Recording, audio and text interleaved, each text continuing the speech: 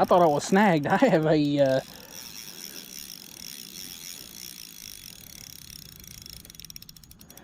a rather substantial fish.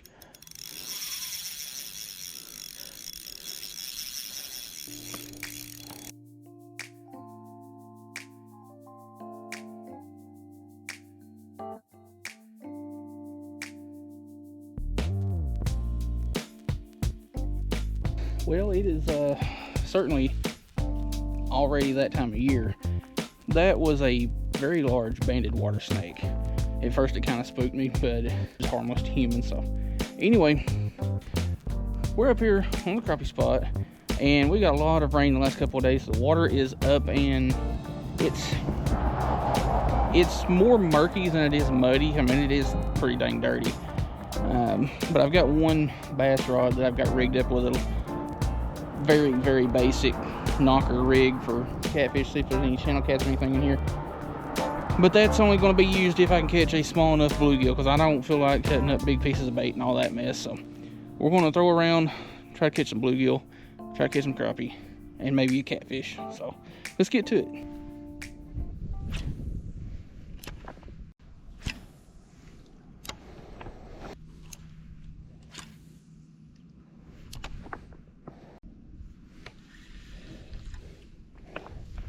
Alright, I'm making a call. I've got a couple of bites on this thing so far, but it's nothing, just committing.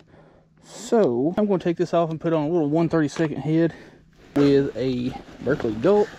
If I can find my box that's got my jig heads.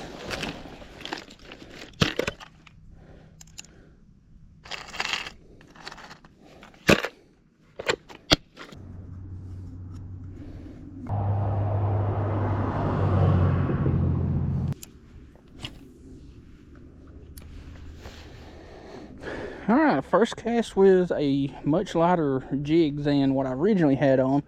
This 10-pound braid that this company is making, it's pretty nimble. It will throw those light baits really easy, which I am glad to see, because this rod, after fishing with it as long as I have, it has proven to be really good with like 8 or 10-pound braid.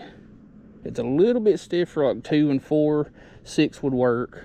But 8 and 10-pound line are pretty dang solid for this rod. The reason I say that is I don't think a lot of people understand, like, there's rod specs on a rod for a reason. You get a rod that's super stiff and you go to throw a line that is lighter than that rod is rated for, then you run the risk of breaking your line during a cast, especially when that rod goes to load up with that weight on it and yeet it out there.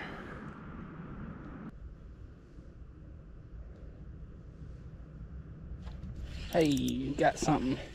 What we got? We got a little yellow bass. There you go. Yeah, that was a little bit bigger than what I want to use for bait, so it's all right that that one got loose.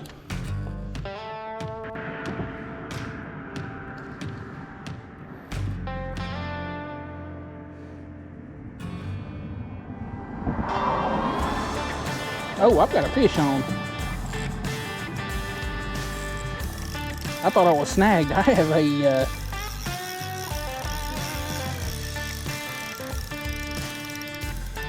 a rather substantial fish.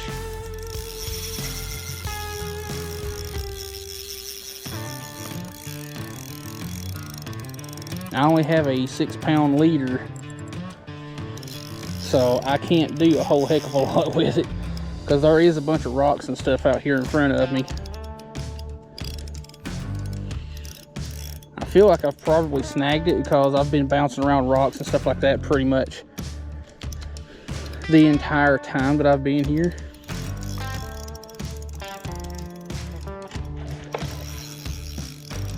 I got a glimpse of it, but I didn't exactly see what it was.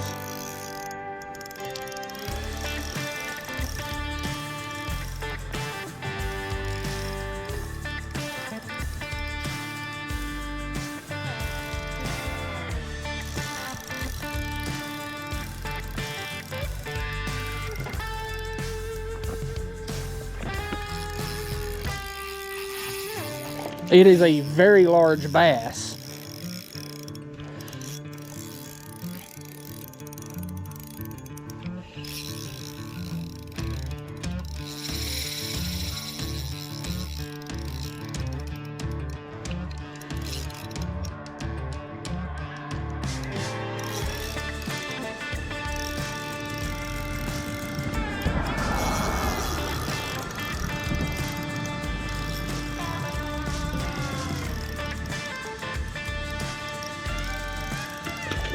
That is huge. That could possibly be my PB largemouth.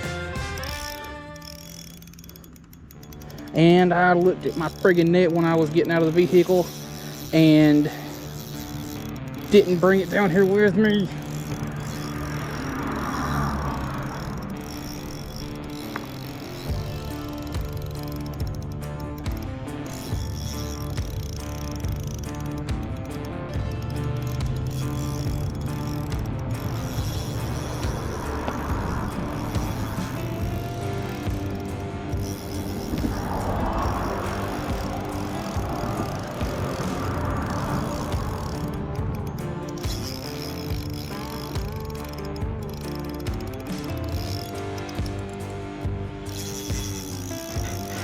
Oh, he's rubbing on something.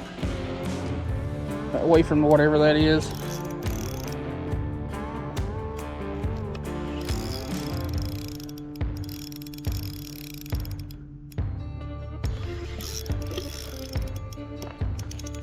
I think he's getting kind of tired. I'm gonna try to get over here to where I can get him up on these rocks.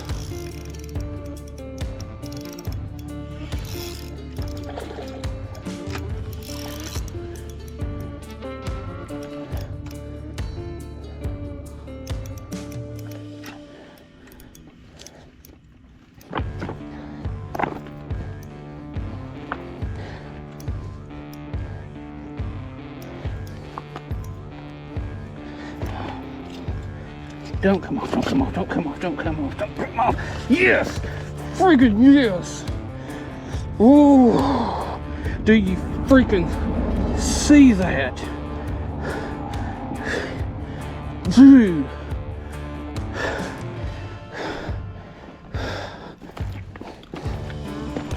I was not expecting this to turn into a decent trip at all. See if I can get my camera up here to where it'll sit. Y'all, I'm just up here trying to catch some crappie or whatever, and this right here goes to prove that elephants eat peanuts. That is a 1/32 ounce head with a 1-inch Berkley Gulp. Look at this largemouth. That is huge. Let's get a scale on it real quick and get it back. All right, scale is 0. Don't know if y'all can see that.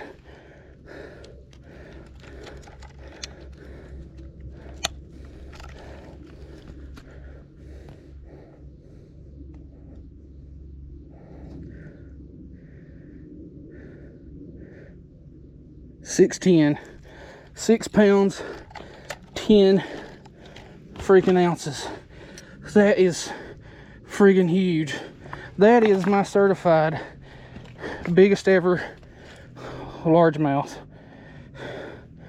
That is freaking huge. All right, let's get you back.